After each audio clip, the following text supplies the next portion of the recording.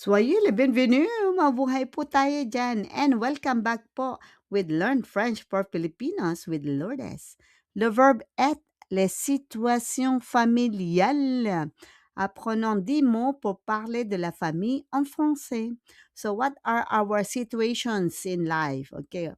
First, we have célibataire, single, célibataire. Je suis célibataire. I am single. 2. Marié.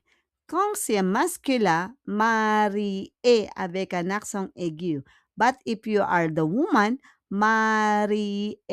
You need to add e.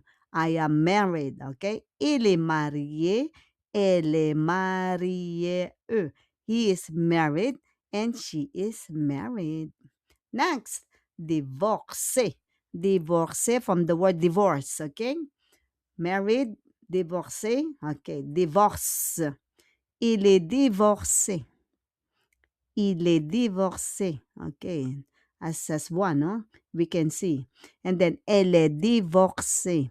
He is divorced and she is divorced. Okay, that's life. Next, we have veuf. Veuf for widower. That's a man. And veuve, it's a widow, a woman. Okay? Pag F, veuf is man, verb is femina. Gets po? Il est veuf is a widower.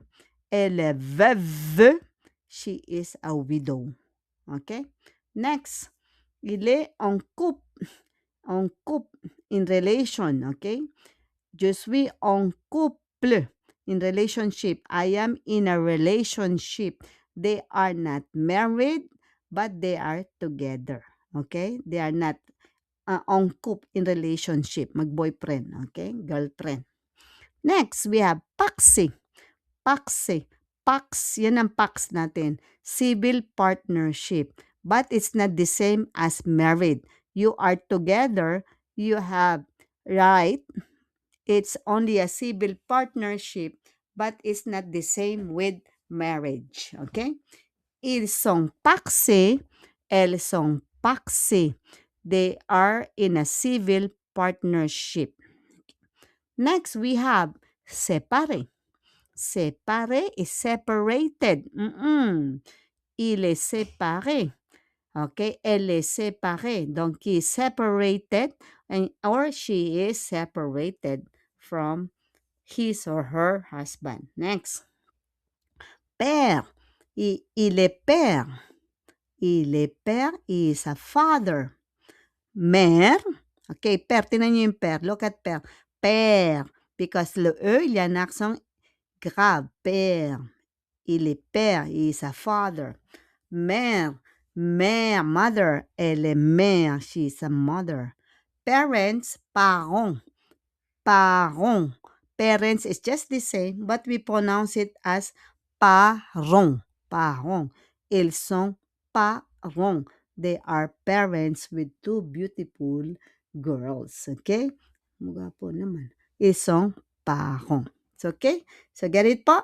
Single, célibataire, marié, divorcé, veuf, verb, in relationship, okay, en couple, paxé, séparé, père, if you are married, yeah, père or not, père, you can be a father, you can be a mother, mère, and you can be parents, parents. Merci po. What about you? What is your situation? Are you single? Vous êtes célibataire? Vous êtes marié? Êtes-vous marié? Êtes-vous paxé? Okay, whatever. What is important is you are happy. And I'm happy to say thank you, merci d'avoir regardé et écouté. Et j'espère que cette leçon sur la famille vous a plu et qu'elle vous sera utile dans votre apprentissage de français. Okay, so keep practicing po. And hope to see you again. À bientôt. See you soon. And please don't forget to subscribe, mag-comment for more videos. Please. Thank you po. Bye-bye. Ciao, ciao.